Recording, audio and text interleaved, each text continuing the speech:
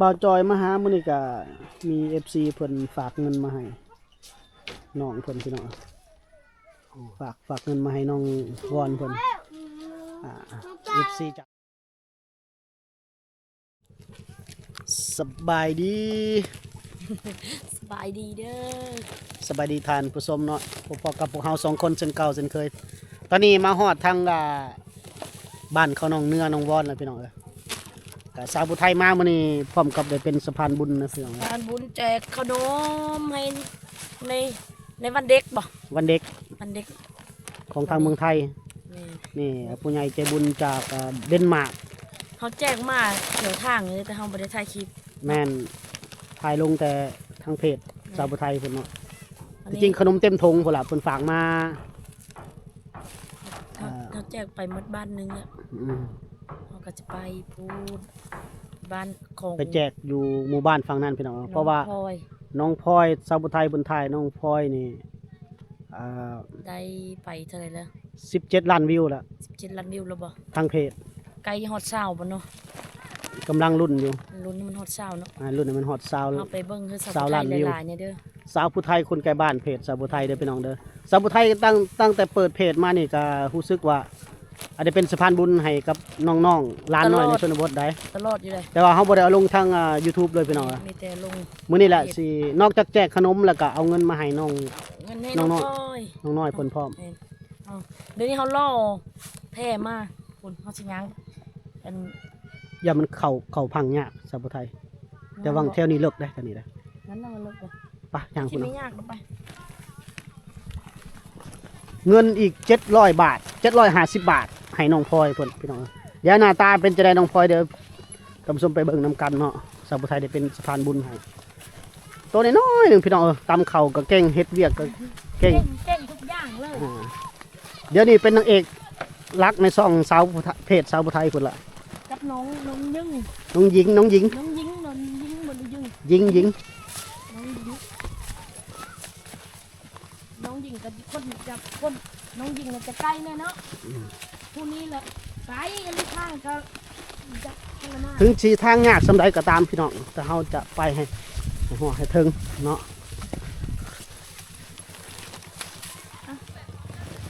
ถือไปทาง น้องน้อยเพิ่น ธรรมชาติ น้องน้อยเพิ่นเอาแพร่มาหับเลยผู้สาวแล้วบ่แม่นน้องๆเขาอยู่นี่ได้บ่มึงนี่ได้บ่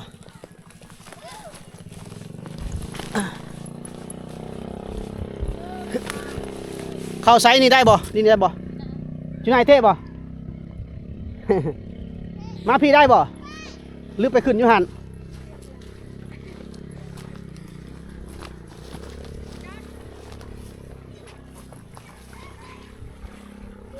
คนเอาแพรมาหับไปแล้ว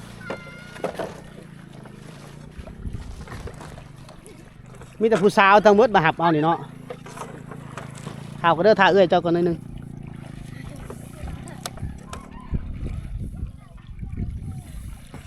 ยังมาเลยน้ำเพียงหัวเข่านี่แหละพี่น้อง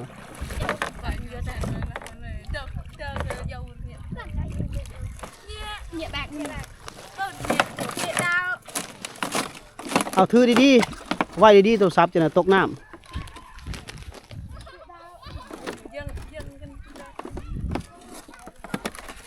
บ่ได้ไปหาแคมบ่อะเตื่อยเยี่ยมตะบุญมาช่วยบ่วินเยี่ยมบืนเต้เอออะเตื่อยต้องไปไกลๆเนาะ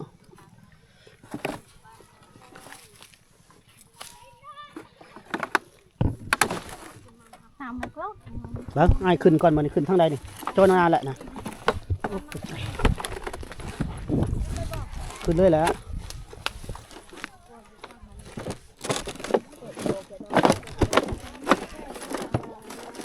บ่ได้ตำเข่าบ่มะจักเหมาะยังลืมเลยซื้อเพิ่น ไปเข้าระบบนี้ อืม คือว่าบอกกันจ้อย เฮ้ย คือว่าอันนี้งวดนี้ แพง ใครแน่เนาะ ใหญ่ๆนะ เพลงใหญ่เลย นี่มันคุ้มแล้วบ่ได้เด้อ ก็ได้ไปย่ำไหนแล้วก็โอ้โหยเอาข้างแน่ได้เหมาะ เหมาะโอ้ไม่พุ่นน่ะเอาไม่ยังแล้วออก แนวดึงรุดแล้วบัด นี่เป็นตัวอย่างแท้ไอ้ยัย เขาคือเฮ็ดติงไปติงมาเนาะเด็กน้อยเนาะ แบบกระดันเลยนะ อืมโอ้สุกี้นี่ลืมกดถ่าย ลืมกดถ่ายอันมอบเงินให้น้องพลอย นี่แหละคนนี้แหละน้องพลอยพี่น้องนี่เงิน750 บาท อันนี้นะน้องพลอยสาวไทยถ่ายได้17 ล้านวิวพวกนี้แหละน้องน้อยในชนบทนี่แหละมื้อนี้สาวไทยเอาเงินมาให้เพิ่นแน่แล้วเอาขนมมาแจกให้น้องน้อยดีใจบ่ล่ะดีใจ หน้าตาเพิ่นน่ะคล้ายๆคืออันแม่น้องมิมิ จะบังคักด้วยว่าจ้อยคุณว่ามีเคยได้หลายเสื้อ มี2ทานฝากมาเนาะจากเดนมาร์กแล้วก็หนุ่มผู้ไทยมุกดาหารพี่น้องทางงาน2ทาง2ทาน แกกินเด้อแกกินเลยขนม อันเพื่อให้เบิ่งในชาวผู้ไทยเอ้า กันเด้อ ค่อยนั่นน่ะนี่ให้ มัน น้อง ดีใจแล้วเพิ่นก็คือสิเคยได้จากเธอแหละ เพื่อสิได้ชาวผู้ไทยนี่ก็เป็นเงินเก็บเงินกำเพิ่นแหละนี่นะเพื่อสิได้มา แต่เธอกับสับปะรดไทยก็ให้แบบซ้ำสับปะรดให้ได้แล้วสับปะรดก็ยังไม่มีรายได้ได้ค่ะนะ นี่ชาวผู้ไทยก็เงินเดือนเพจก็ยังทันได้ ยัง จะได้ก็ต่อเดือนอย่างนี้เดือนมกรานี่แหละสิได้วันที่25แล้วพี่น้อง กินน้องน้อยในชนบท ในเขา บอกว่าบึกแข็งขา คนป่าคนภูเขาเลยแหละพี่น้องพระเจ้าก็บ่ได้ทำเฮียนหนังสือหยังแหละ เบิ่งกระเฮือนเพิ่นก็เนาะอยู่ตีนผู้เลยเฮือนเพิ่นน่ะ นะเสร็จสิ้นภารกิจเฮาพี่น้องบ่จอยก็จะไปยามน้องเนื้อก็มีFC เพิ่นฝากมาให้600 บาท นี่ อืม สนใจสิเก็บภาพอยู่ จักเราอยู่หรือบ่อันนี้ก็ยันเขาไปหาแคม ช่วงนี้เขาเจ้าไปเก็บแขมเก็บหยังเนาะ กับไปซอยเวียกดองมื้อนี้ แม่นดองแน่แล้วก็ไปเก็บแขมแน่ อืม คือน้องพ่อยกันนี่ก็พอเพิ่นไปนะให้เนาะ ไปนำให้ ไปนำให้ แม่น่ะยังบ่ได้มาแต่น้องพ่อยนี่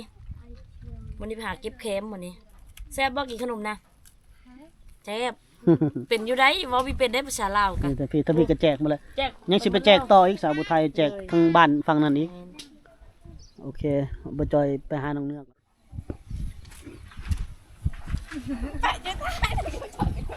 บ่บ่ได้ถ่ายพี่อ้ายถ่ายน้องวอนพี่พากันขึ้นกงมะขามพี่น้องเอ้ย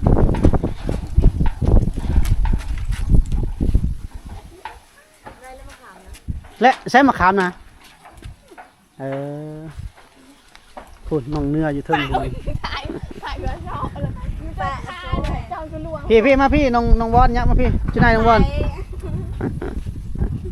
มาพี่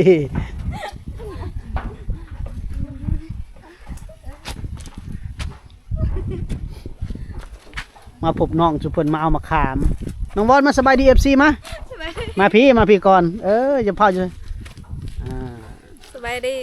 เนี่ยงามเด้อมื้อนี้กันเนาะมาเอามะขามบ่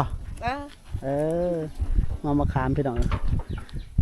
นี่นางเอกเฮาอีกน้องเนื้อมาสบายดี FC ก่อนเจ้า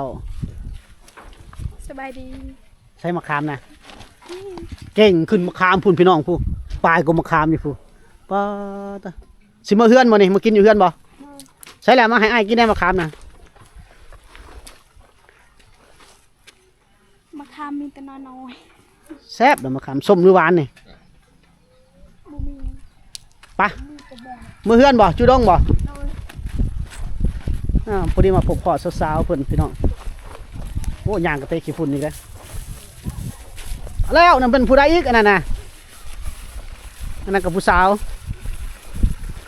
นี่แหละผู้สาวส้มลิ้มมะขามนึงคนแบกฟืนแบกฟืนใหญ่ซะเนาะ ตาเลอะ ตาลึได้นะแบกฟืนผู้หญิงชนเผ่าตั้งทำงานหนักพี่น้องบรรยากาศบ้านลุ่มนะพี่น้องนะบ้านเทิง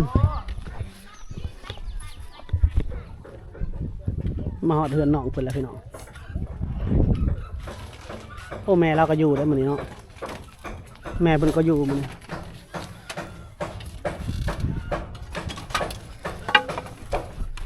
โอ้บันชวนเอ้ยเยอะเอาเสือไว้นี่ก่อนมันห่อนมื้อนี้โอ้หมากก็ยังได้นี่หมากแปบบ่เพิ่นหมากก็ยังหมากมันเอ้ยคือโยจะยันหักเลยเนาะหมากมันแก้วพี่น้องหมากมันแก้วเด้พวงบูนบ่มื้อนี้บ่ได้ไปหากินบ่ช่วยจ้าบ่ พ่อชาย อ๋อมันอีกอันนี้ยัง พวง นี่ก็พวงอีก พวงโดน อันนี้พวงกระดอนมันเผือกมันอะไรพี่น้องบ่ได้ไปหาอันนั้นบ่อีเตื้อยเจ๊บ่ ต้นนะ วินเยอะบ่ ต้นน่ะโยชวนบุญชวน บ่จอยถามเพิ่นว่าบ่ได้ไปเก็บดอกแคมขายบ่แล้วว่าเฮาบ่มีสวนดอกแคมเขตนี้บ่แม่นสิไปหาเอาตามใจเลยพี่น้องแบบว่าดอกแคมมันต้องมีสวนให้เก่า กันเจ้ามาบ่ ให้ลกให้เก่าเด้อพี่น้อง กันเจ้ามาบ่ ก็หนาวเนี่ยเมื่อกี้นี่ฮ้อนมันนี่หนาวเลย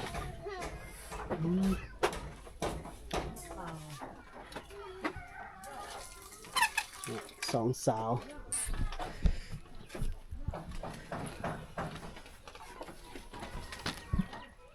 โอ้ยหนาวเนาะเมื่อกี้นี่ฮ้อนบัดนี้หนาวกึบบัดเดียวพี่น้อง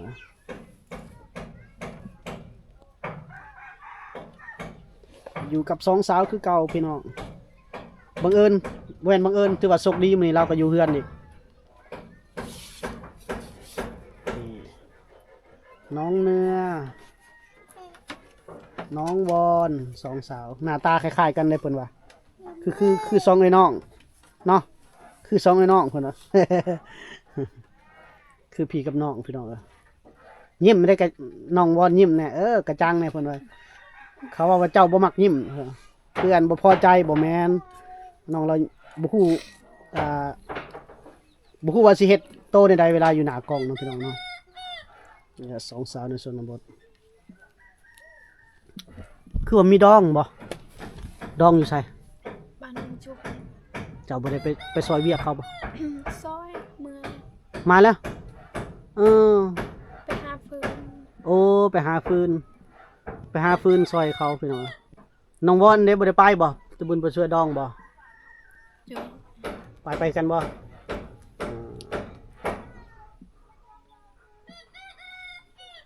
มืออื่นแล้วมือกินดองเนาะไปลิ้นบ่ ไปเล่น ไปเนาะมือแรงนี่ไปบ่หรือมืออื่นหนึ่งไป ไป มือแรงไปบ่ตะบือเกะนี่บ่ไปบ่หรือว่าปะนาไป ปลาละเปล่า ตะบือเกะนี่ละเปาะผู้บ่าวหลายเด้อเนาะ ไป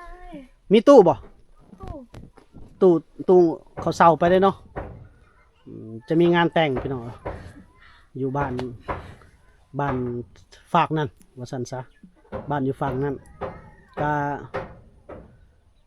มือวานนี้น้องๆเพิ่นกับมือเช้านี้น้องๆเพิ่นก็ไปหาฟืนมาซอยเขาเจ้า ซึ่งเขาบ่ได้ตำข้าวบ่ลอกดอยแยะบ่ นาซีมา ก็คือช่วยเวียกนะแต่ว่าน้องเพิ่นซอยแล้วมื้อแรงไปไหมเพิ่นว่าไปครบไปงานแล้วมื้ออื่นมื้อกินมื้อนี้มื้อโฮมพี่น้องโอ้เฮาก็ติดภารกิจพี่น้องติดภารกิจสะพานบุญบ่จ่อยมือวันอาทิตย์มื้อนี้วันเสาร์เฮาถ่ายทำบ่มีแคมเนาะบ้านเจ้าเนาะ บ่มี เจ้าบ่มีให้แคมบ่นี่เวลาอายเว้าแนมตัวนี้ไปแนมทางอื่นดิซบตากล้องพี่ FC เพิ่นจังดีใจน้องวอนนี่บ่ได้ไปไสบ่น้องวอนบ่ได้ไปไสบ่ รู้จักบ่ให้เว้านี่บ่ได้ไปไส ไปหาฟืน ไปหาฟืนเนาะ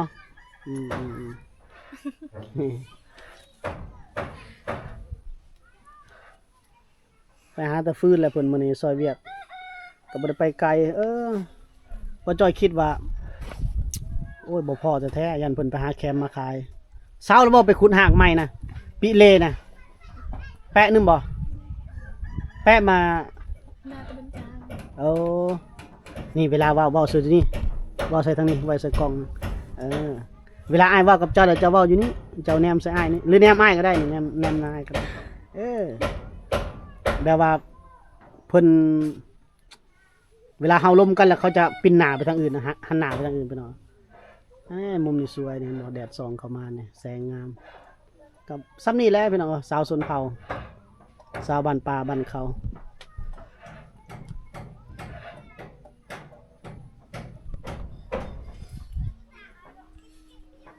เฮือนดองอยู่หั่นเฮือนเจ้าสาวหรือเฮือนเจ้าบ่าว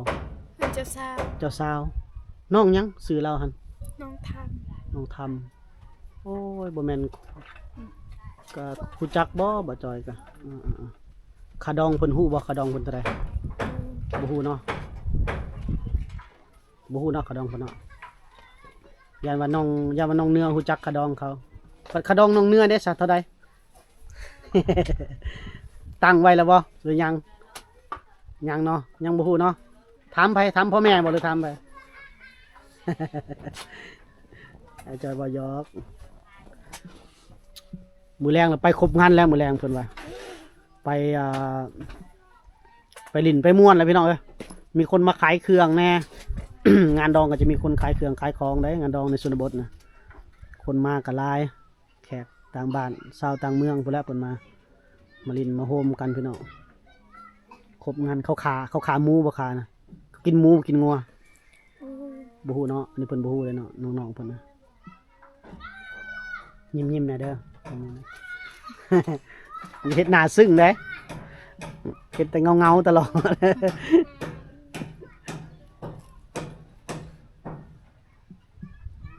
น้องวอนเด้คาดองเท่าไรน้องวอนมีแล้วบอกคาดองบ่มีแล้วเนาะบ่ได้ตั้งไว้เนาะผู้บ่าวก็ยังบ่มีเพิ่นว่ามีแล้วบ่ผู้บ่าวมาลิ้นนำมีบ่ปะลวปะเลยนำบ่ ยังว่า อยู่เนาะยังบ่มีผู้บ่าวมาลมมาลิ้นได้พี่น้องน้องเนื้อก็นอนนำกันแล้วเมื่อคืนนี่นอนนำกันแล้วบ่ได้นอนนำกันบ่กับน้องวอนเอานอนนำไผซะ นางเงิน ฮะ นางเงิน บัดเจ้านี่ไปนอนนำไผจ้ะ น้องไม้ น้องใหม่จะคนจะนอนนำกัน สอง โอ้วอนบ่ได้ไปนอนนำบ่เจ้าบ่ได้ไปประเบะตังน้องใหม่บ่ได้ไปบ่โอ้ไปนอนต่างหากไปนอนกับหมู่เมื่อกี้นี่บ่ยาวมานะมึกเห็นบ่อ๋อก็เว้านำเพิ่นกับภาษาลาวได้น้อยหนึงพี่น้องเฮาก็เว้าภาษาเพิ่นตื่มน้ำแน่ FC หาละสิบ่เข้าใจเอาใส่อันส้มน่ะบ่เห็นกินปะละเหยาะ nhẹ chứ nhẹ nhẹ chứบันจา คือว่าไปเอามาขึ้นกรมะขามบักสูงหนึง อาจารย์เลยโซ่มาเอาไปนี่นี่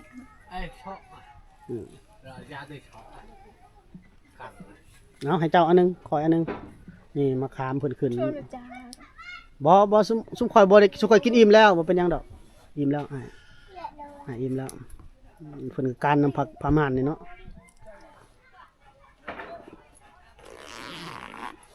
บ่าวจอยมาหามื้อนี้ก็มี FC เพิ่นฝากเงินมาให้น้องเพิ่นพี่น้องฝากเงินมาให้น้องวอนเพิ่นFC จากทางเมืองไทยพี่น้องฝากมาให้600 บาทพี่น้องฝากมาให้น้องเนื้อเพิ่นเจ้าก็เลยนำมาให้มื้อนี้เนาะน้องเนื้อย่อมือนบแน่ขอบใจเด้อบัดนี้เอาไว้ใส่ตัวเองเด้อเงินบ่หลวงบ่หลายเงิน600 บาทก็พอได้ใส่ไปเอาไว้ซื้อเครื่องสำอางบ่หรือซื้อเสื้อก็แล้วแต่เด้อ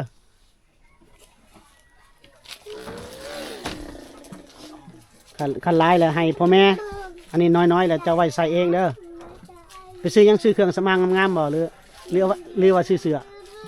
ซื้อสิ เดี๋ยวบ่จอยจะไป